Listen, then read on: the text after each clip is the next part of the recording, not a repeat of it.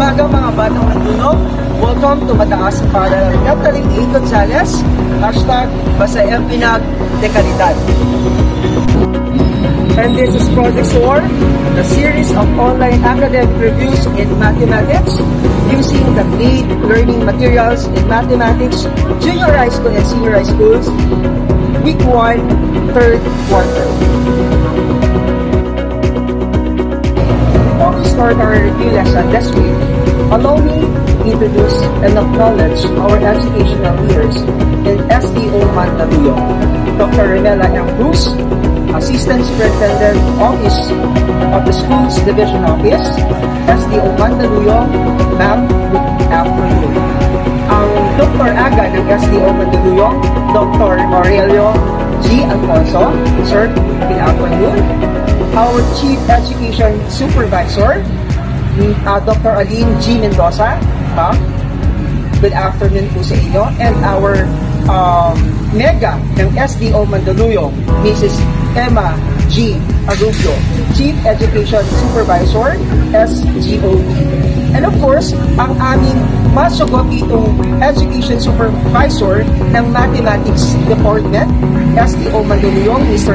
Teacher Rodelas. Sir, good afternoon po. Upang magbigay sa atin ng mensahe, nais ko ipakilala sa inyo ang aming punong guro ng mataas na paaralang ng Pag-ibig Gonzales, walang iba kundi si Sir Henry A. Sabino. Sir?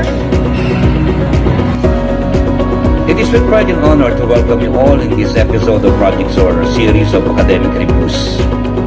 MPNAG is in charge for this week Project SOAR for grade 7 to 10. Good day to our SDO MANDunong leaders, headed by Dr. Romela M. Cruz, Officer in Charge, Office of Schools Division Superintendent, Dr. Aurelio G. Alfonso, Officer in Charge, Office of Assistant Schools Division Superintendent, Chief of SGOD, Ma'am Emma Arubio, CID Chief, Dr. Aline Mendoza. Good morning po. Good day also to Sir Resty Rodelas, our Education Program Supervisor in charge of mathematics, the brain and the motivator of this project. Good morning also to Ma'am Liberty A. Nobleza, Head Teacher 3 of MPNAG's Mathematics Department. At the same time, the Assistant Principal to Junior High School. Good morning too to our able and competent mathematics teachers of MPNAG, and also to my fellow school heads of SDO MANDunong, fellow educators of MANDunong, and of course to our MANDunong learners, especially of course to MPNAG learners. Project SOAR made a big contribution in the effort to continue education despite pandemic. Many find this useful and very helpful. In fact, the project's intention is to help Mandaleño, but because of the new normal, wherein YouTube is watched by the World Wide Web, we've heard report that some schools abroad or some students abroad use Project SOAR to help them in their studies and understanding mathematics. This put SDO MANDunong as a whole a standard in the field of mathematics. I am truly proud that MPNAG will now host this project, showing the ability and the talents of our mathematics teachers. Truly, basta MPNAG de Calidad. The following are the topics to be discussed.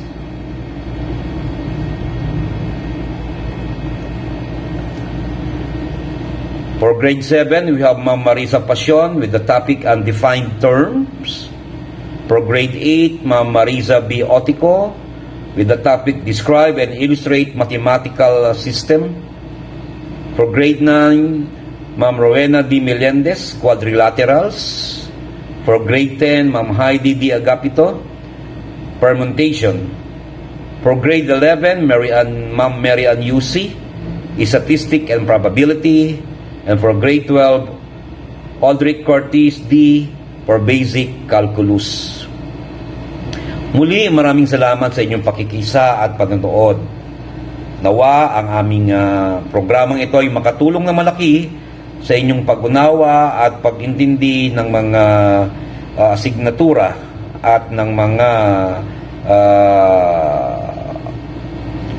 bagay na uunawain natin sa matematika. Naniniwala ako na malaking tulong ang maibibigay ng project source sa inyo. Pagpalain tayo ng Diyos at magandang umaga sa inyong lahat.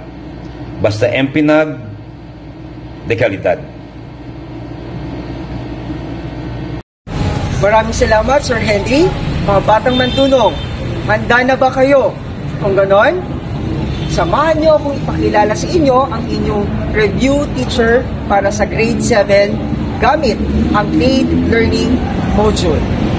Ang teacher reviewer natin sa hapong ito para sa grade 7, third quarter, week 1 ay walang iba kundi si Mrs. Marissa Passion, Teacher 1 ng mataas na paaralang Neptali A. Gonzalez. She graduated Educational Management in Leadership in La Consolacion University, Philippines. Ladies and gentlemen, mga Batang MANDunong, ating salubungin ang inyong review teacher para sa CLAID Learning Material Mathematics Grade 7 Quarter 1 Week 1, Mrs. Marissa Passion. Ma'am, take it away. Maraming salamat, Sir Ryan. Mapagpalang araw po sa inyong lahat, lalong-lalo na sa lahat ng mga batang nanonood at sumusubaybay, mga Batang MANDunong. Ako si Teacher Marissa, Grade 7 Math Teacher ng mataas na paaralang Neptali A. Gonzalez. Welcome sa ikatlong markahan ng Project SOAR Week 1. Mga Batang MANDunong, handa na ba kayo? Ang Week 1 ay binubuo ng tatlong parte. Una, represents point, line, and plane using concrete and pictorial models. Number 2, illustrates subsets of a line. And number 3, classifies the different kinds of angles. Para sa objectives ng ating topic sa araw na ito, the learner should be able, number 1, to represent point, line, and plane using concrete and pictorial models. Number 2, to illustrate subsets of a line. And number 3, to classify the different kinds of angle. Ang unang topic natin para sa week 1 ay tungkol sa undefined terms ng geometry. Pero alam ba natin kung anong ibig sabihin ng geometry? So the word geometry comes from two words or two Greek words, geo and metron. So ano ba ibig sabihin ng geo and metron? Geo means what? Yes, means earth, and metron means yes, measure. So pag sinabi na o pinagsama natin silang dalawa, geometry means earth measuring. Ang geometry raw is the visual study of shapes, sizes, patterns, and positions. It occurred in all cultures through at least one of these 5 strands of human activities. In building structures, katulad ng building or repairing a house, laying out a garden, or making a kite. In machines or motions, like using a pry bar, riding a bike, sewing a board, or swinging. In navigating or stargazing, like how do I get from here to there, or using maps. In art or patterns, like designs, symmetries, or representation. And also in measurement, like how big is it or how far is it. Kaya nyo bang i-identify ang mga bawat larawan, mga Batang MANDunong? Magaling! Ang bawat larawan ay mga nagre-representa na mga iba't ibang uri ng mga undefined terms ng geometry. There are 3 words in geometry that are not formally defined. So ano yung mga yon? Meron tayong tinatawag na points, lines, and planes, o pwede natin silang tawagin as PLP. So, bakit ba natin or bakit ba sila sinasabi na undefined terms? Okay. So, pag sinabi nating undefined terms, those are the term that does not require further explanation or description. Sometimes it is good to define terms by its example o kaya through objects or models. Tingnan naman natin ang iba't ibang characteristics nilang tatlo. So, pag sinabi nating point, it is a point names a location and has no size. It is represented by a dot. So, tingnan natin ang figure na ito. Paano natin siyang babasahin? So, dapat daw, it should be written in a capital letter. So, pag binasa natin to, it is point P.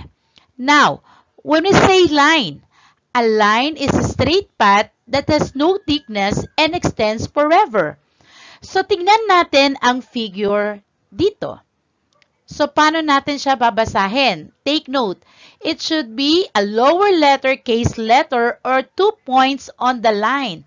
So, pag binasa natin ang figure na to, it is line L or line XY or line YX. Now, how about plane? A plane is a flat surface that has no thickness and extends forever. So, tingnan natin yung figure na ito. Sabi, ano daw ang plane? Dapat a script capital letter or 3 points not on a line. Paano natin siya babasahin? So, pwede natin sabihin plane R or plane A, B, C. There are two subsets of a line in geometry.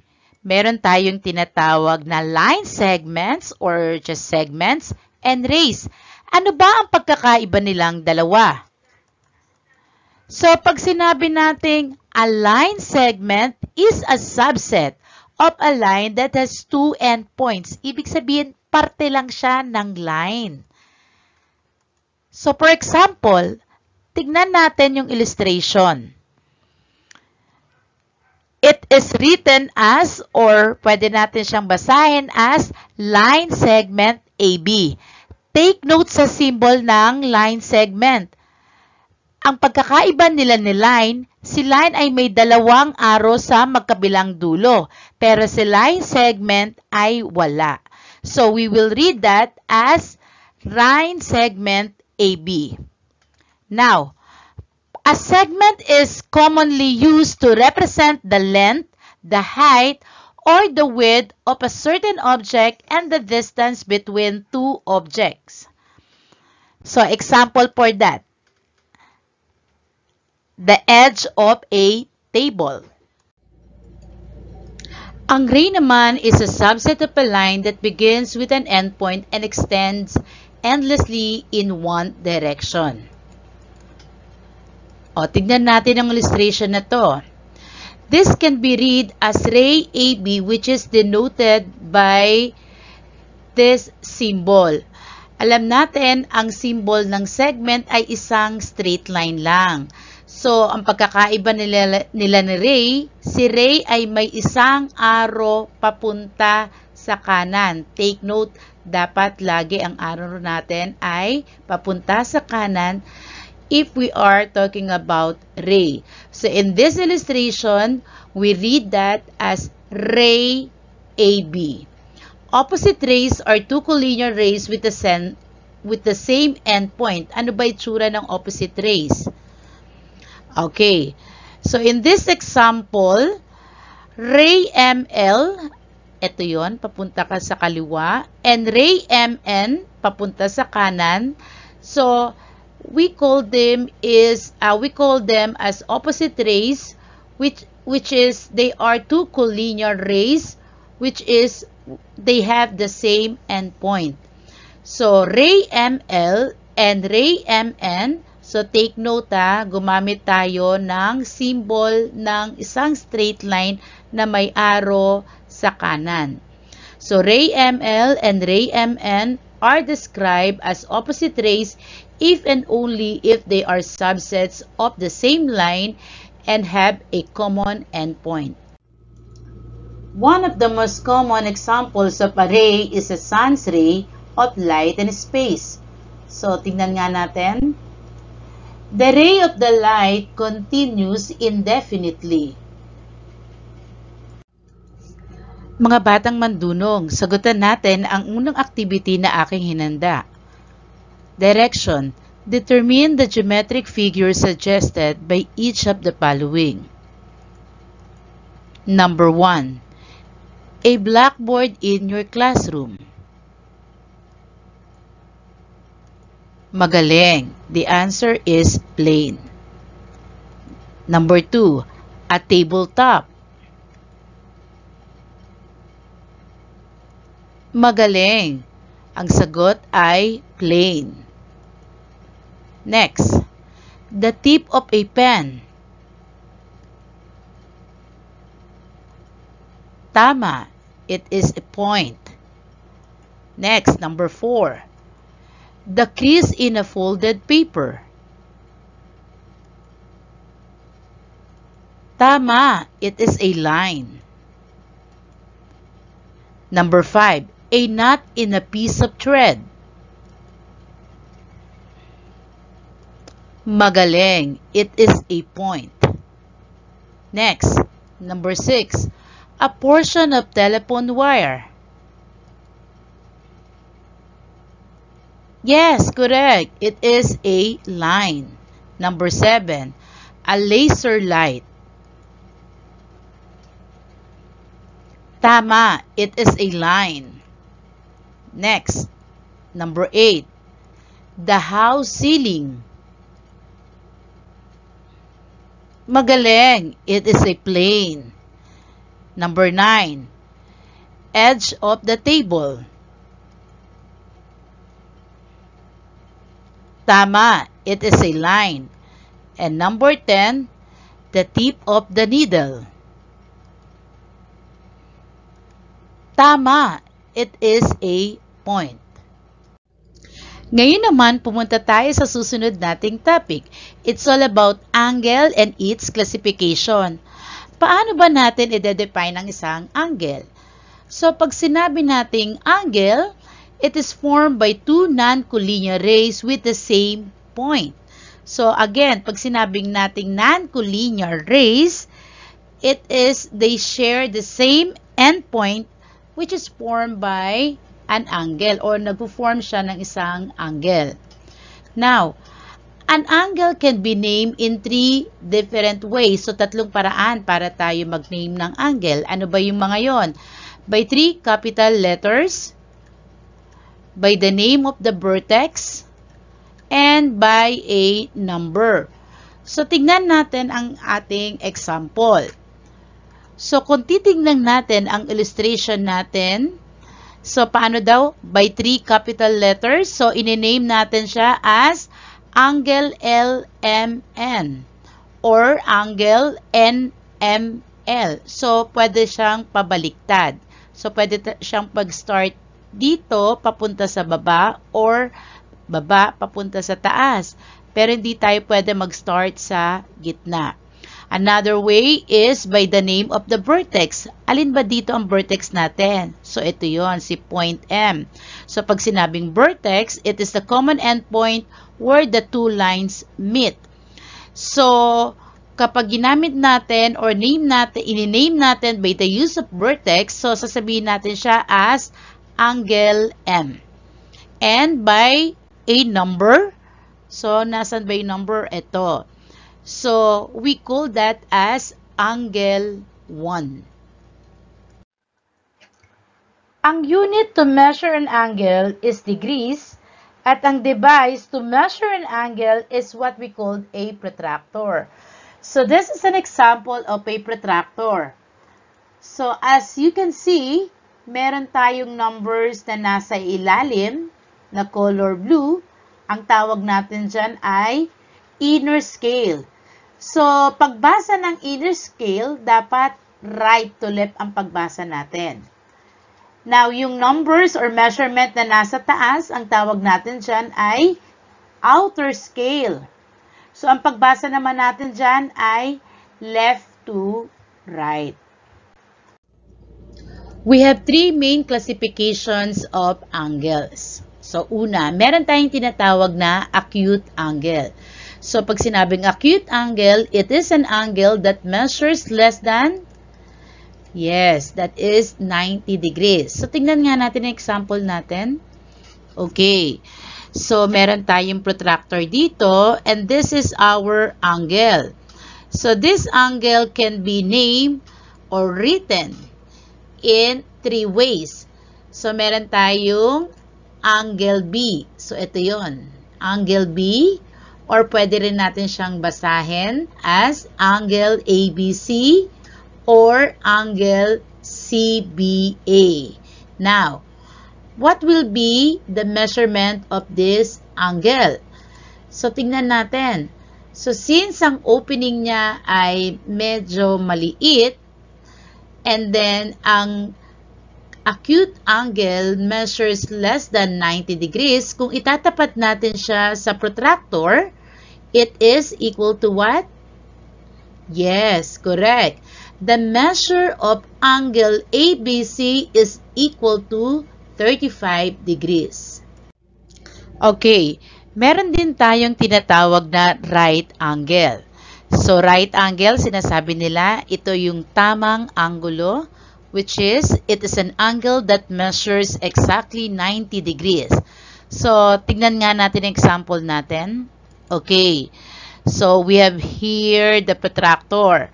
So, ano ang itsura na magiging right angle? So, as you can see, itong angle na to ay tuwid na tuwid at nakaturo kay 90 degrees. So, therefore, the measurement of this angle is, or measure of angle DEF is equal to 90 degrees. Okay, meron din tayong tinatawag na obtuse angle. So, pag sinabi natin obtuse angle is an angle that measures greater than 90 degrees but less than 180 degrees. So, lalagpas kay 90 degrees ang measurement pero hindi dapat lalagpas kay 180 degrees. So, tignan natin ang example natin.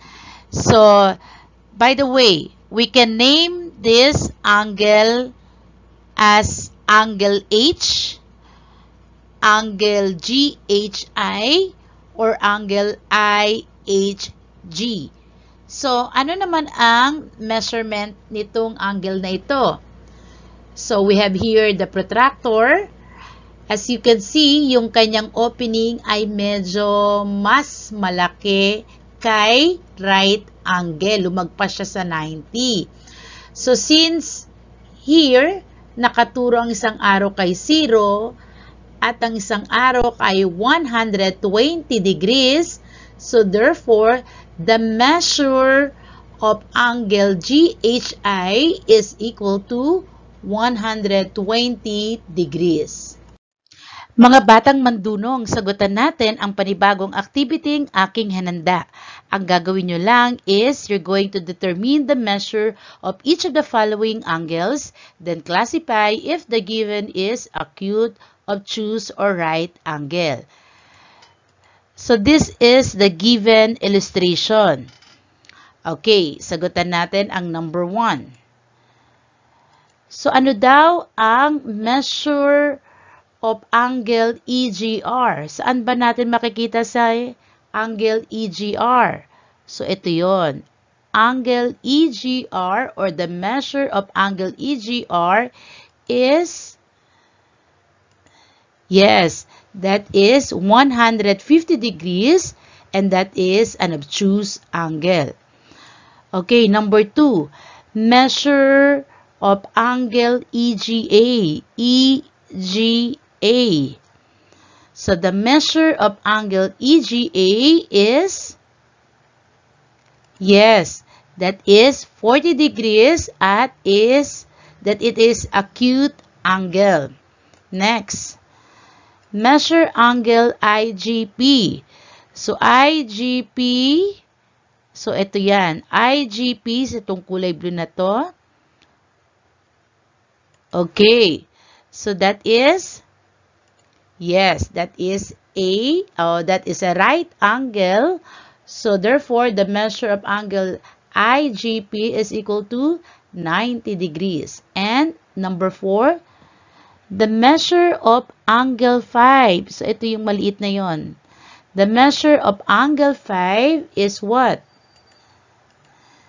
Yes, that is 30 degrees, and that is an acute angle. And number 5, the measure of angle AGR. So itong kulay black na to. AGR is, yes, correct. That is 110 degrees, and that is an obtuse angle. Dito na nagtatapos ang ating week 1 para sa Project SOAR. Maraming salamat sa pakikinig mga batang mandunong. Hanggang sa muli!